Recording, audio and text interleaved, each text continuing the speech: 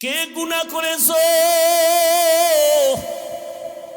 পাহাড় পরিমাণ গুনাহ করেছো 20, 30, 40, 50 বছরে। আমি রব ডাকতে আসছি, ক্ষমার দরজা খুলে ডাকতেছি। হাতের গুনাহ, চোখের গুনাহ, জবানের গুনাহ, অন্তরের গুনাহ। একবার যদি বিনয়ের সাথে চোখের পানি ছেড়ে ডাক দিয়া বলো, ইয়া রাব্বি গফিরলি, ও রব আমাকে দয়া করে মাফ করে দেন। আল্লাহ বলেন, তোর গুনাহ করিয়া পাহাড় বানাইতে লাগছে 50 বছর, আর আমি তোকে ক্ষমা করতে 1 সেকেন্ডেরও সময় লাগবে না।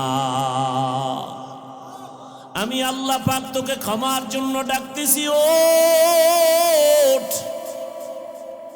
গভীর রজনীতে জমিনের সব নীরব, গাছের পাখিরা ঘুমায়, নদীর মাছ ঘুমায়, সব প্রাণীরা ঘুমায়। এই সময় আমি ডাকতেছি, জবাব দাও।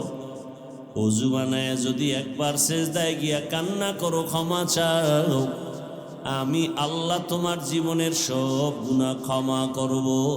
কারণ আমি চাই না কেউ জাহান্নামের দরজা দিয়া ঢুকবা। কারণ আমি আল্লাহ জানি জাহান্নাম কত ভয়ঙ্কর, আর তুমি বান্দা কতই দুর্বল। ওয়া খুলিকাল ইনসানু যায়ীফা, আমি মানুষ বড় দুর্বল করে সৃষ্টি করেছি। আমি আল্লাহ চাই না আমার মোহাব্বতের বান্দা জাহান্নামে যাবে। আমি আল্লাহর জন্য ক্ষমার দরজা খুলে বারবার ডাকতেছি। আমি আল্লাহ যদি স্বার্থপর হইতাম, যারা আমার দেয়া নিয়ামত ভোগ করি আমার হুকুম মানো না, নামাজ রোজা করো না, দাড়ি ওসার রাখো না, আমি আল্লাহ ঘুমের মধ্যে তোকে এমন ঘুম পাড়ায় দিতাম আর সজাগ হতে পারতি না। আমি আল্লাহ চাই না তুমি গুনাহ নিয়ে আমার আদালতে আসবা। আমি আল্লাহ বারবার তওবার দরজা দিয়া ডাকি, বান্দা পেছনের গুনাহ থেকে ক্ষমা চাইয়া নতুন ভাবে তওবা করে ইবাদতের ময়দানে দাঁড়ায় যাও, আমলের ময়দানে আগায় যাও। আর তওবা করো, নামাজ ছাড়বা না, বেপরদায় চলবা না, আল্লাহর হুকুমের বাহিরে চলবা না। তওবা করে যদি আর আল্লাহর রহমতের দরজায় যদি দাঁড়াইতে পারো, আমি আল্লাহ তোমার জীবনের সব গুনাহ মাফ করে দিব। আল্লাহ বলেন, আমি আল্লাহ তো তোমার খানার আয়োজন করেছি, তোমার ঘুমের আয়োজন করেছি, তোমার চলাফেরার আয়োজন করেছি। ও বান্দা, আমি আল্লাহ তোমার যা প্রয়োজন ব্যবস্থা করে দিলাম। দুনিয়াতে চলার জন্য আলোর প্রয়োজন, সূর্য আর চাঁদ দিয়ে আলোর ব্যবস্থা করে দিলাম। দুনিয়াতে চলার জন্য তোমার খানার প্রয়োজন, আমি আল্লাহ মোহাব্বত করে ভালো খানার আয়োজন করে দিলাম। খানা তো আমি পিপিলিকারেও দেই, গর্তের সব প্রাণীর খানা আমি দেই, নদীর মাছের খানাও আমি দেই, জঙ্গলের প্রাণীর খানাও আমি দেই। কিন্তু বান্দা তোমার খানাটা আলাদা পিওর করে বানিয়েছি। বান্দা তুমি ভাত খাও, চালটা আমি কাভার করে দিলাম, রুটি খাও, গমটাও কাভারে আটকায় দিলাম, যাতে তোমার কোনো দূষিত কিছু বাহির থেকে প্রবেশ করার সুযোগ না পায়। স্বচ্ছ পানির প্রয়োজন, পানি দিলাম, ময়লা ধুয়ে নাও। তোমার চাল আর রুটি রেডি, এখন খাওয়ার জন্য তোমার প্রয়োজন সবজি তরকারি। আমি আল্লাহ কুদরতের দ্বারা তরকারির আয়োজন করে দিলাম। তরকারিও রেডি, পাকানোর জন্য মশলা দরকার, আমি আল্লাহ কুদরতের দ্বারা তোমার মশলারও ব্যবস্থা করলাম। পেঁয়াজ রসুন সব নিয়ামত আল্লাহ দান করেছেন, কোনো দুনিয়াওয়ালারা দান করে নাই। আল্লাহ বলেন, বান্দা তোমার শরীরকে তাজা রাখার জন্য সব ব্যবস্থা করলাম। তরকারি ভালো লাগে না, মাছ খাবা, মাছ কত ধরনের মাছ দিয়া দিলাম, খাও। কাবারে আটকায় দিলাম যেন ময়লা তোমার ভেতরে না যায়। গোশত খাইবা, হাজারো ধরনের হালাল পন্থায় গোশতের আয়োজন করলাম। এত কিছু দিয়া আমি আল্লাহ তোমার থেকে কোনো টাকা চাই না, পয়সা চাই না। আমি চাই তুমি ব্যবসা করো, তুমি চাকরি করো, লেখাপড়া করো, সবগুলোকে তুমি ইবাদত বানায় করো। নবীর তরিকায় যদি করতে পারো, তোমার ব্যবসাটাও ইবাদত হবে। নবীর আদর্শ মেনে যদি ঘুমাইতে পারো, ঘুমটাও ইবাদত হবে।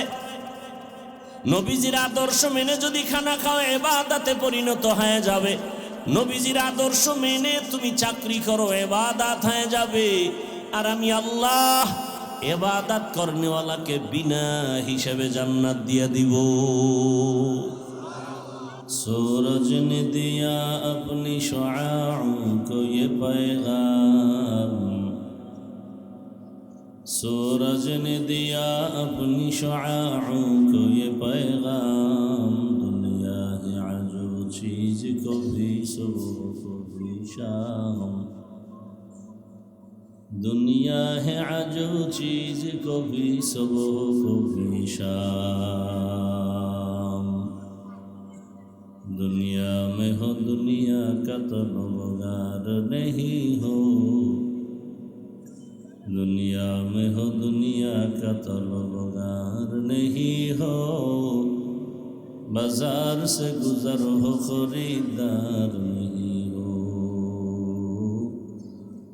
बाजार से गुजर हो खरीदार नहीं हो। मकबूल है शाज़ है काबिल तो बहुत है,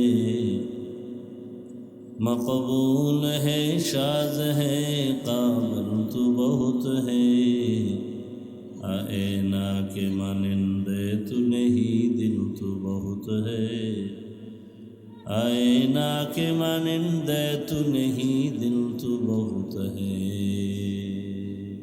भाई बॉक्स सारें तो पिछने जान এই নয়েজ আসে কেন? পিছনে মাইক দিছো সেদিকে নয়েজ আসে কেন?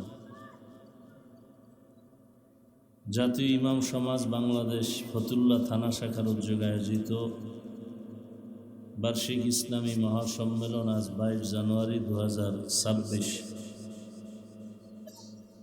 ঐতিহাসিক ফতুল্লা ডিআইটি মাঠে আয়োজিত আজকের মাহফিলে উপস্থিত মোহতারাম সম্মানিত সভাপতি মুফতি আবু বকর সিদ্দিক কাসেমি দামাত বারাকাতুহুম, প্রধান অতিথি মাওলানা আব্দুল আউয়াল সাহেব দামাত বারাকাতুহুম, বিশেষ অতিথি মুফতি আব্দুস সবুর কাসেমি দামাত বারাকাতুহুম, মনিটরের সাউন্ড বাড়াও,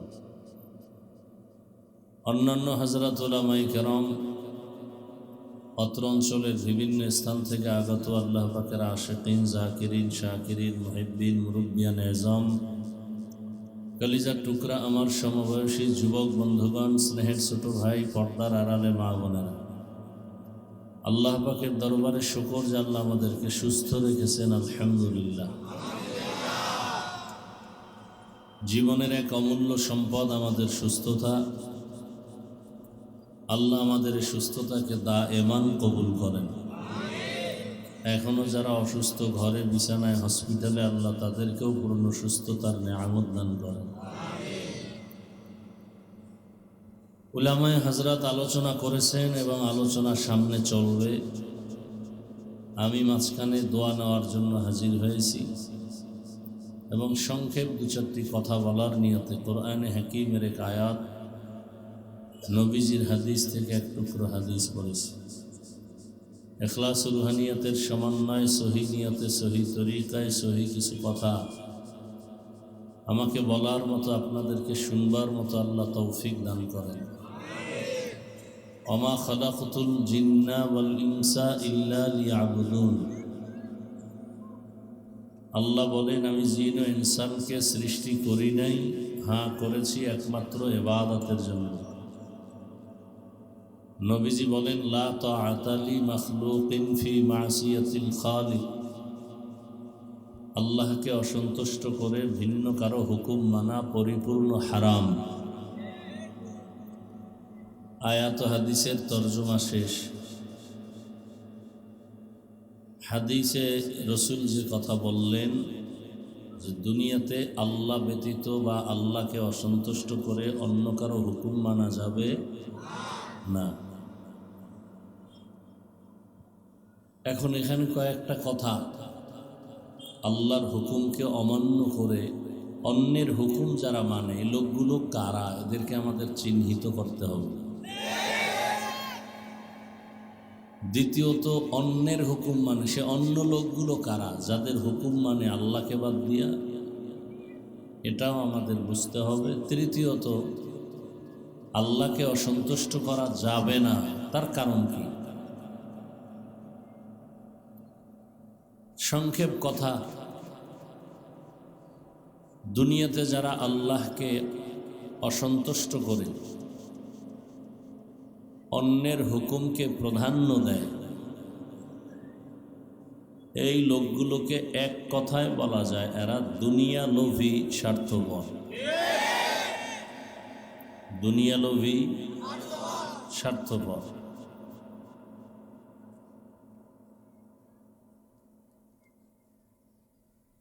এই দুনিয়া লোভী স্বার্থপর যারা, এদের ব্যাপারে আল্লাহর রাসূল কি বলেছেন?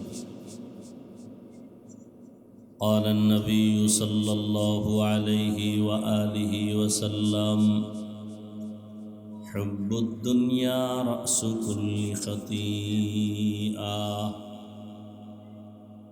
দুনিয়ার লোভ, ভালোবাসা সব ধ্বংসের কারণ। সাউন্ডটা ডাউন হলো কেন? উপরে উঠাও। দুনিয়ার লোভ সব ধ্বংসের কারণ। যত মানুষ দেখেন লাইনচ্যুত হয়ে গেছে সারা দুনিয়া, কিসের লোভে বলেন? জোরে বলেন। হযরতে আলী রাদিয়াল্লাহু তাআলা আনহু বলেন,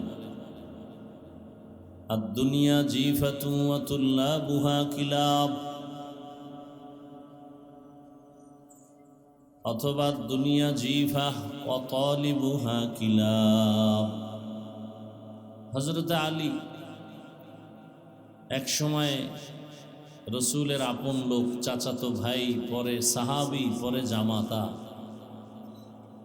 যিনি 7 থেকে 12 বছরের মাঝখানে এসে রসুলের হাতে হাত দিলেন। নবীজি কলিজা ভরে দোয়া করলেন, আনা দারুল হিকমাহ ওয়া আলিয়ুন বাবুহা, আমি মুহাম্মদ ইলম হিকমতের ঘর, আর এই ইলম হিকমতের ঘরের দরওয়াজা আমার আলী।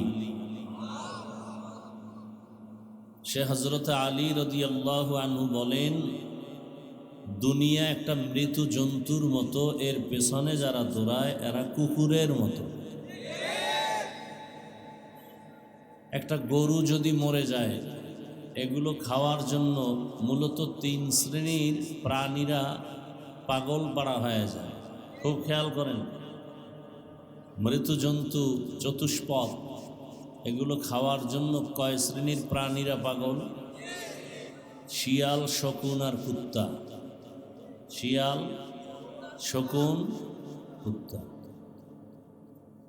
হযরতে আলী শিয়ালের কথা না বললে দুনিয়াদারদেরকে কুকুরের সাথে তুলনা দিলেন, শকুনের সাথে না দিয়া। কারণ কি? এর কারণ হলো দুনিয়া লোভীরা যেই পরিমাণ দুনিয়া দুনিয়া করে পাগল পারা থাকে, অল টাইম নামাজে দাঁড়াইলেও দুনিয়া, ঘুমের মধ্যেও দুনিয়া। এই লোকগুলো শিয়ালের মতো না, এই শকুনের মতো না। কিসের মতো? কুকুরের মতো। বলে কারণ শকুনে এই মৃত জন্তু দিনের বেলা খায়, রাতে রেস্ট নেয়। শিয়ালে বলেন না কেন? রাতে খায়, দিনে। কুত্তা দিনেও খায়, রাতেও খায়, অল টাইম পাগল। আর খায় কি? নিজে সব খেতে চায়, শেষে নিজে মোটেও পায় না। এই দুনিয়া দুনিয়া দুনিয়া যারা করে, এরা দিনেও খায়, রাত্রেও খায়, ঘুমের মধ্যেও দুনিয়া, হাঁটতে চলতে সর্ব অবস্থায় দুনিয়া। শেষ পর্যন্ত এই দুনিয়া দুনিয়া কইরা ওর ডানে বামের বন্ধুরা সব খায়, ও নিজে কিছুই পায় না। কি 10তলা বিল্ডিংওয়ালা বিল্ডিংই কামাই করলো, বানাইয়া এখন কলাপাতা বিছায় জঙ্গলে ঘুমায় কেন?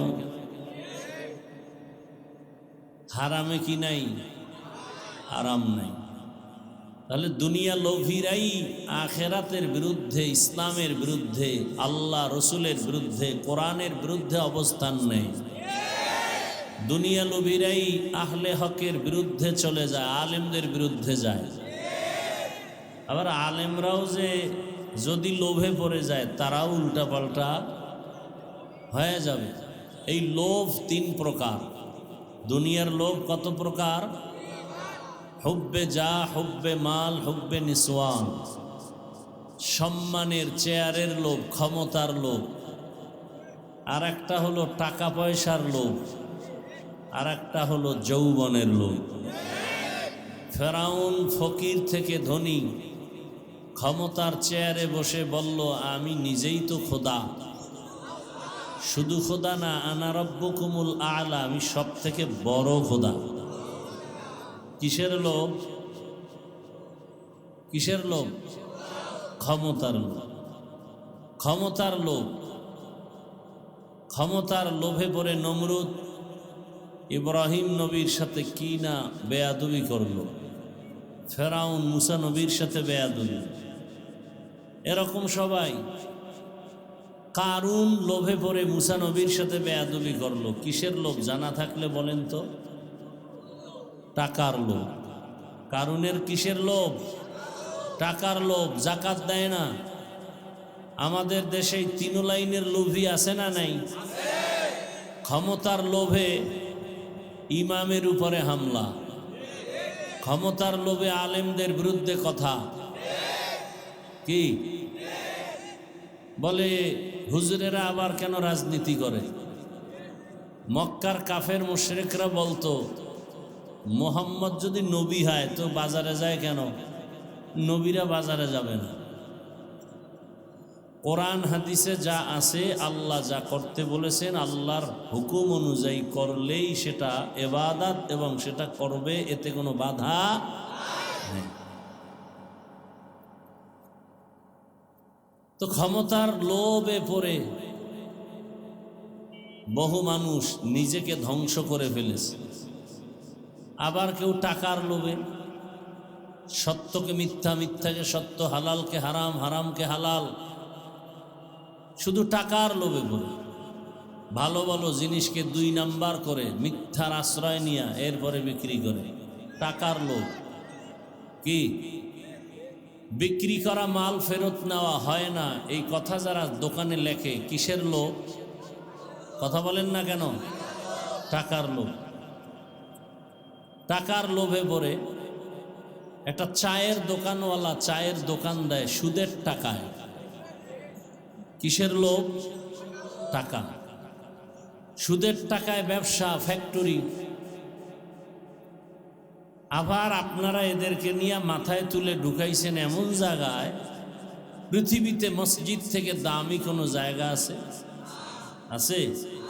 সেই জায়গার সদস্য একটা সুদখোর হলো কেন? মসজিদের কমিটির মধ্যে সুদখোর আসলো কেন? যেই সুদখোর অল টাইম তার মা, আপন মায়ের সাথে জিনার গুনায় লিপ্ত, যেই সুদের সাথে জড়িত বান্দা নামাজ, রোজা, হজ, যাকাত কিছুই কবুল হবে না, সে মসজিদের মতো জায়গার দায়িত্বে আসলো কিভাবে? এই জনগণের কারণে। জনগণ টাকার লোভে পড়ছে, আর এদেরকে টাকার লোভ দেখাইয়া তারা আবার ক্ষমতার লোভ পরে ক্ষমতা অপব্যবহার করে। কেমন লোভে পড়ছেন আপনারা?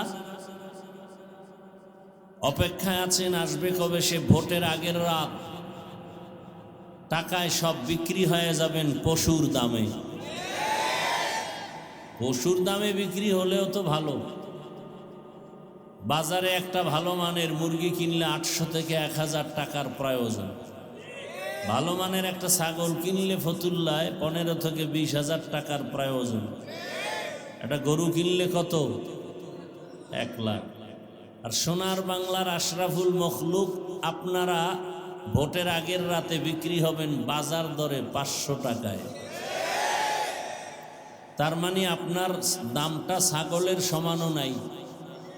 কি বুঝলাম? যে আপনি ছাগলের থেকেও খারাপ, আপনি গরুর থেকেও খারাপ, আপনি শূকর থেকেও খারাপ, আপনি কুকুর থেকেও খারাপ। আপনি মানুষ না অমানুষ। আপনি কি? অমানুষ। যেই চোরারা শ্বশুর বাড়ির থেকে যৌতুক খায় ওরা আজীবন বউয়ের গোলাম হয়ে থাকে, কথা বলতে পারে না।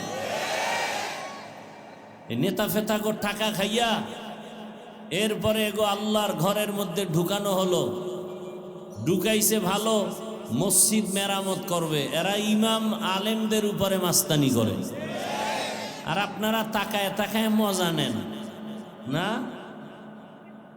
এটা অমানুষের কাজ, মানুষের কাজ না। মানুষ কখনো টাকায় বিক্রি হয় না, টাকায় বিক্রি হয় পশু আর অমানুষ। আপনি ভোট দিবেন ভালো কথা, যাকে মনে চায় দিবেন হিসাব করে, সেখানে টাকা নিবেন কেন? আপনাকে ভোট দিতে বলে কেন? ভোট দেওয়ার প্রয়োজন কি আপনার? হারাম খুরি করে ভোট দিয়া লাভ কি? কিছুদিন পরে আবার দেখেন না, মাইয়ের উপরে হামলা, বউয়ের উপরে হামলা, চিল্লা চিল্লি করে, গাইবি আওয়াজ আসতেছে, 500 টাকায় সব কিনে ফেলেছি, চিল্লাও কেন? তোর মেয়ে, তোর স্ত্রীর ইজ্জত সব আমরা কিনে ফেলেছি। এজন্য জনগণ ভালো হলে নেতারাও ভালো হয়, জনগণ হারামি হলে নেতারাও হারামি হয়। জনগণ আগে হারাম পচা পায়খানা খাইয়া নেতাদেরকে শিখায়, তোমরাও আবার আমগো জায়গায় বসে আমাদেরটা খাইও। তাহলে নেতার দোষ কি? চেয়ারম্যানের গালি দেন কেন?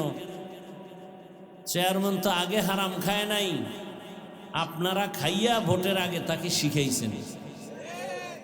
টাকার বিনিময়ে 1 নম্বরে যদি কেউ টাকা খেতে চান, আমার বয়ানে যে হেদায়েত তা তো না, যদি কেউ প্রার্থী থেকে টাকা খেতেই চান, যে আপনি হুজুরের কোনো তাবিজে ফিরবেন না, তাহলে আপনি বেশি খাবেন, জেনে শুনে খাচ্ছেন। নাম্বার 2, ওয়াদা করবেন যেই চোরারা টাকা দিবে ওদেরকে ভোট দিবেন না। পারবেন? পারবেন? ওরা 2 নাম্বার, 1 নাম্বার নয়। আমাদের কাছে দোয়া চায় 13 প্রার্থী, এমপি হবে কয়জন? 13 জনে দোয়া চাইতেছে, 13 জন এমপি হবে? হ্যাঁ, কি দোয়া করুন? আল্লাহ যার দ্বারা দেশের উপকার হবে, জাতির কল্যাণ হবে, ইসলামের উপকার হবে, তাকে বিজয় করো। এর থেকে আর ভালো দোয়া আছে? কিন্তু ইসলামের নাম নিয়ে যেন কেউ ভণ্ডামি করার সুযোগ না পায়। বিবেক দিয়া কাজ করবেন। 2 নাম্বার লোকেরে দিবেন। 2 নাম্বার কারা? দুনিয়া লোভী যারা, দুনিয়া লোভী। আল্লাহ হেদায়েত দান করুন। তাহলে এই দুনিয়া লোভীরা আল্লাহর হুকুম অমান্য করে দুনিয়াতে অন্যের হুকুম মানে, নেতার হুকুম, মা বাবার হুকুম। এক কথায় আল্লাহকে বেজার করা যাবে না। প্রশ্ন হলো, বেজার করা যাবে না কেন? বলে দুনিয়াতে আল্লাহকে বেজার করে কাকে খুশি করবা? যাকে করবা সে স্বার্থপর, চান্দাবাজ আর ধান্দাবাজ। একমাত্র নিঃস্বার্থ আমাদেরকে ভালোবাসেন আমার আল্লাহ।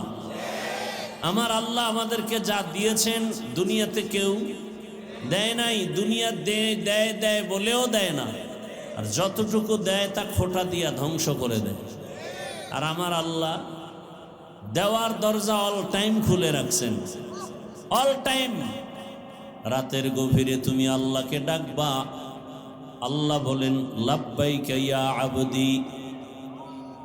1 সেকেন্ডের জন্য দরওয়াজা বন্ধ নাই।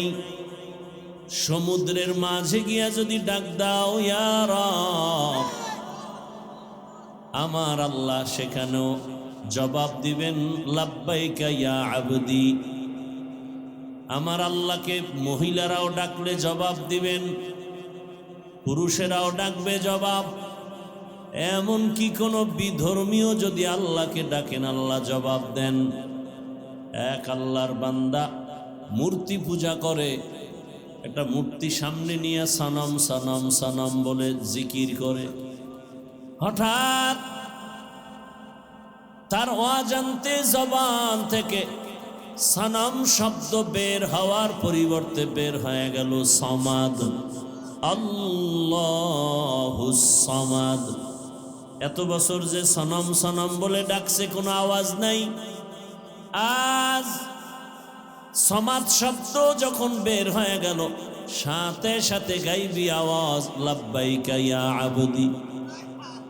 আল্লাহর বান্দা বলেন, এত বছর আমি সনম সনম বলে ডাকলাম, কোনো জবাব নাই। আজ আমার জবান থেকে সমাদ শব্দ বের হলো, জবাব আসলো, কে আপনি? আবার জবাব আসলো, আনা রব্বুক, আমি তোমার রব। আমি অপেক্ষায় ছিলাম কখন তুমি আমাকে রব বলে ডাকবা, আল্লাহ বলে ডাকবা, আমার দরজায় ফিরে আসবা। কারণ তোমাকে কথা বলার শক্তি তোমার মা বাবা কেউ দেয় নাই, আমি আল্লাহ তোমাকে কথা বলার শক্তি দিলাম। দুনিয়াতে আমি আল্লাহ তোমাকে যখন পাঠিয়েছি, তুমি দাঁড়াইতেও পারো না, কথা বলতেও পারো না। তুমি দুনিয়াতে আসার পরে তোমার একটাই পুঁজি, কান্নার আওয়াজ। আর তোমার কান্নার আওয়াজ দিয়া কখন কি তোমার প্রয়োজন, এই প্রয়োজনটা তোমার বাবাও বুঝে না, একমাত্র তোমার মা বুঝে। বুঝে সব আয়োজন করেছে। তুমি কান্না করেছো, বুঝাইতে চেয়েছো তোমার বড় ক্ষুধা লাগছে, মা তোমার কান্নার ভাষা বুঝে খানার আয়োজন করেছেন। তুমি কান্না করেছো, মা ছাড়া বাবা পর্যন্ত বুঝে নাই। বাবায় বলে, বাচ্চা কাঁদে কেন, খানা দেও। মা বলে, 5 মিনিট আগে খানা দিয়েছি, আবার কেন খানা দিব?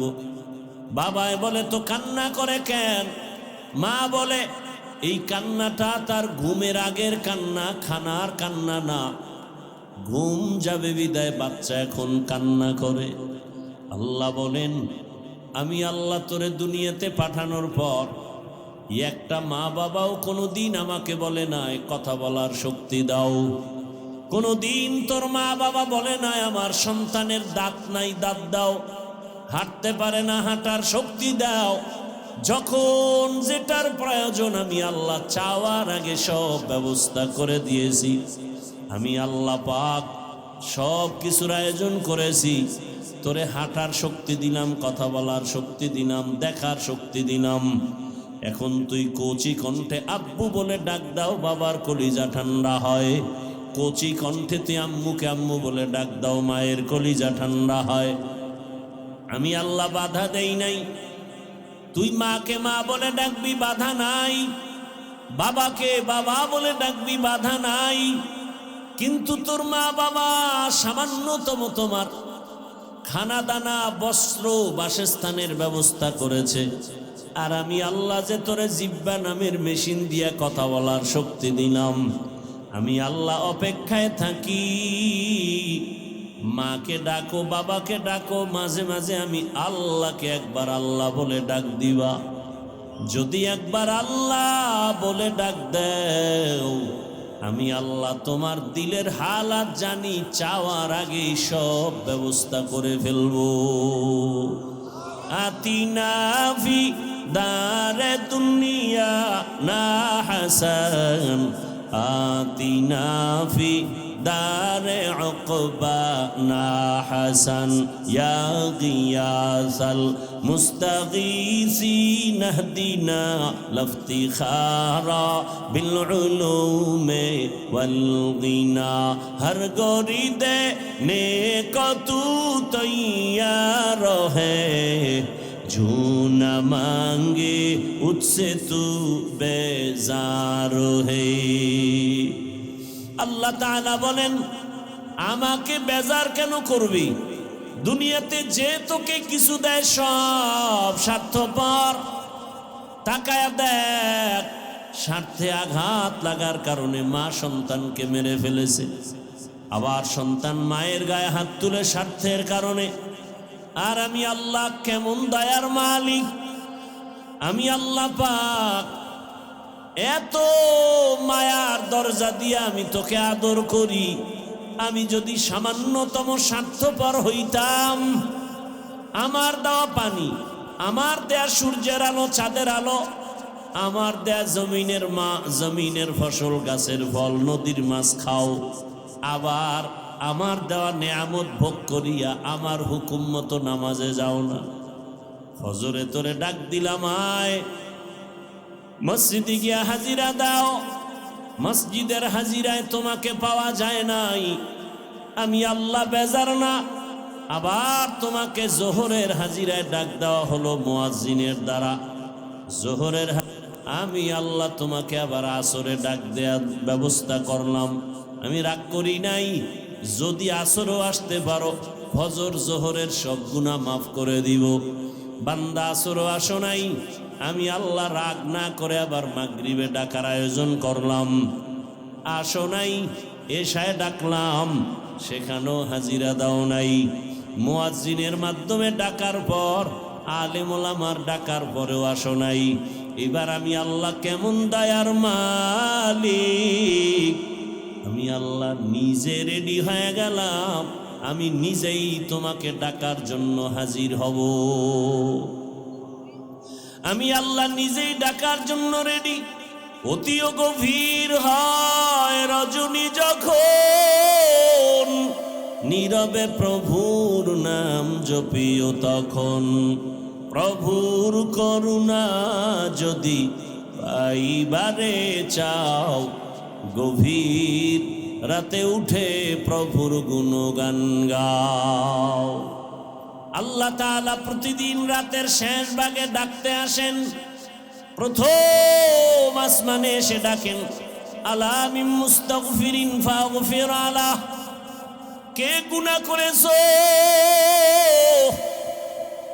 পাহাড় পরিমাণ গুনাহ করেছো, 20, 30, 40, 50 বছরে। আমি রব ডাকতে আসছি, ক্ষমার দরজা খুলে ডাকতেছি। হাতের গুনাহ, চোখের গুনাহ, জবানের গুনাহ, অন্তরের গুনাহ। একবার যদি বিনয়ের সাথে চোখের পানি ছেড়ে ডাক দিয়া বলো, ইয়া রাব্বি গফিরলি, ও রব আমাকে দয়া করে মাফ করে দেন। আল্লাহ বলেন, তোর গুনাহ করিয়া পাহাড় বানাইতে লাগছে 50 বছর, আর আমি তোকে ক্ষমা করতে 1 সেকেন্ডেরও সময় লাগবে না। আমি আল্লাহ পাক তোকে ক্ষমার জন্য ডাকতেছি, ওঠ। গভীর রজনীতে জমিনের সব নীরব, গাছের পাখিরা ঘুমায়, নদীর মাছ ঘুমায়, সব প্রাণীরা ঘুমায়। এই সময় আমি ডাকতেছি, জবাব দাও। ওযু বানায় যদি একবার সেজদায় গিয়া কান্না করো, ক্ষমা চাও, আমি আল্লাহ তোমার জীবনের সব গুনাহ ক্ষমা করব। কারণ আমি চাই না কেউ জাহান্নামের দরজা দিয়া ঢুকবা। কারণ আমি আল্লাহ জানি জাহান্নাম কত ভয়ঙ্কর, আর তুমি বান্দা কতই দুর্বল। ওয়া খুলিকাল ইনসানু যায়ীফা। আমি মানুষ বড় দুর্বল করে সৃষ্টি করেছি। আমি আল্লাহ চাই না আমার মোহাব্বতের বান্দা জাহান্নামে যাবে। আমি আল্লাহর জন্য ক্ষমার দরজা খুলে বারবার ডাকতেছি। আমি আল্লাহ যদি স্বার্থপর হইতাম, যারা আমার দেয়া নিয়ামত ভোগ করি আমার হুকুম মানো না, নামাজ রোজা করো না, দাড়ি ওসার রাখো না, আমি আল্লাহ ঘুমের মধ্যে তোকে এমন ঘুম পাড়ায় দিতাম আর সজাগ হতে পারতি না। আমি আল্লাহ চাই না তুমি গুনাহ নিয়ে আমার আদালতে আসবা। আমি আল্লাহ বারবার তওবার দরজা দিয়া ডাকি, বান্দা পেছনের গুনাহ থেকে ক্ষমা চাইয়া নতুন ভাবে তওবা করে ইবাদতের ময়দানে দাঁড়ায় যাও, আমলের ময়দানে আগায় যাও। আর তওবা করো, নামাজ ছাড়বা না, বেপরদায় চলবা না, আল্লাহর হুকুমের বাহিরে চলবা না। তওবা করে যদি আর আল্লাহর রহমতের দরজায় যদি দাঁড়াইতে পারো, আমি আল্লাহ তোমার জীবনের সব গুনাহ মাফ করে দিব। আল্লাহ বলেন, আমি আল্লাহ তো তোমার খানার আয়োজন করেছি, তোমার ঘুমের আয়োজন করেছি, তোমার চলাফেরার আয়োজন করেছি। ও বান্দা, আমি আল্লাহ তোমার যা প্রয়োজন ব্যবস্থা করে দিলাম। দুনিয়াতে চলার জন্য আলোর প্রয়োজন, সূর্য আর চাঁদ দিয়ে আলোর ব্যবস্থা করে দিলাম। দুনিয়াতে চলার জন্য তোমার খানার প্রয়োজন, আমি আল্লাহ মোহাব্বত করে ভালো খানার আয়োজন করে দিলাম। খানা তো আমি পিপিলিকারও দেই, গর্তের সব প্রাণীর খানা আমি দেই, নদীর মাছের খানাও আমি দেই, জঙ্গলের প্রাণীর খানাও আমি দেই। কিন্তু বান্দা তোমার খানাটা আলাদা পিওর করে বানিয়েছি। বান্দা তুমি ভাত খাও, চালটা আমি কাভার করে দিলাম, রুটি খাও, গমটাও কাভারে আটকায় দিলাম, যাতে তোমার কোনো দূষিত কিছু বাহির থেকে প্রবেশ করার সুযোগ না পায়। স্বচ্ছ পানির প্রয়োজন, পানি দিলাম, ময়লা ধুয়ে নাও। তোমার চাল আর রুটি রেডি, এখন খাওয়ার জন্য তোমার প্রয়োজন সবজি তরকারি, আমি আল্লাহ কুদরতের দ্বারা তরকারির আয়োজন করে দিলাম। তরকারিও রেডি, পাকানোর জন্য মশলা দরকার, আমি আল্লাহ কুদরতের দ্বারা তোমার মশলারও ব্যবস্থা করলাম। পেঁয়াজ রসুন সব নিয়ামত আল্লাহ দান করেছেন, কোনো দুনিয়াওয়ালারা দান করে নাই। আল্লাহ বলেন, বান্দা তোমার শরীরকে তাজা রাখার জন্য সব ব্যবস্থা করলাম। তরকারি ভালো লাগে না, মাছ খাবা, মাছ কত ধরনের মাছ দিয়া দিলাম, খাও, কাবারে আটকায় দিলাম যেন ময়লা তোমার ভেতরে না যায়। গোশত খাইবা, হাজারো ধরনের হালাল পন্থায় গোশতের আয়োজন করলাম। এত কিছু দিয়া আমি আল্লাহ তোমার থেকে কোনো টাকা চাই না, পয়সা চাই না। আমি চাই তুমি ব্যবসা করো, তুমি চাকরি করো, লেখাপড়া করো, সবগুলোকে তুমি ইবাদত বানায় করো। নবীর তরিকায় যদি করতে পারো, তোমার ব্যবসাটাও ইবাদত হবে। নবীর আদর্শ মেনে যদি ঘুমাইতে পারো, ঘুমটাও ইবাদত হবে। নবীজির আদর্শ মেনে যদি খানা খাও, ইবাদতে পরিণত হয়ে যাবে। নবীজির আদর্শ মেনে তুমি চাকরি করো, ইবাদত হয়ে যাবে। আর আমি আল্লাহ ইবাদত করনেওয়ালাকে বিনা হিসেবে জান্নাত দিয়ে দিব। ইবাদত অনেকে মনে করে তসবিহ নাও, পাগড়ি লাগাও, মসজিদে গিয়া জিকির আজকার করো, তেলাওয়াত করো, নামাজ পড়ো, ইবাদত শেষ না। দুনিয়াতে তুমি যখন যা করবা সবগুলো রসুলের আদর্শ মতো করো, সব ইবাদত। আল্লাহ পাক সে নিয়ম পদ্ধতি কোরআনে রসুলের মাধ্যমে হাদিসে দিয়েছেন। পরিবার কেমনে চালাইবা, নবীজি নিজে প্র্যাকটিক্যাল দেখায় গেছেন, থিওরিক্যাল পদ্ধতিও কোরআন হাদিসে দিয়েছেন। পরিবার, সমাজ, রাষ্ট্র, সব বিষয় ইসলামের দিক নির্দেশনা আছে না নাই? আছে। মাইনা নবীর আদর্শ মতো চললেই সব কিছু তার ইবাদতে পরিণত হয়ে যাবে। আল্লাহ আমাদের বুঝার, আমল করার তৌফিক দান করে। আরো আস্তে করে বলি, বিশাল আয়োজন, ইমাম সমাজ এই আয়োজন করেন প্রতি বছর। আল্লাহ তাদের এই আয়োজনে বরকত দান করেন, সারা দেশে খেদমতের জন্য কবুল করেন। শেষ দোয়া করে এরপরে আপনারা যাবেন, এর আগে যাবেন না। তো এর মধ্যে আপনাদের কাছে রুমাল বা ব্যাগ নিয়ে যাবে। এই খেদমতের জন্য আপনারা বিসমিল্লাহ বলে পকেটে হাত দিয়া 1000, 500, 100 যা পারি দান করলে হায়াত বাড়ে, মুসিবত দূর হয়। দান করলে রিজিকে বরকত বাড়ে, কবরওয়ালাদের আযাব মাফ হয়।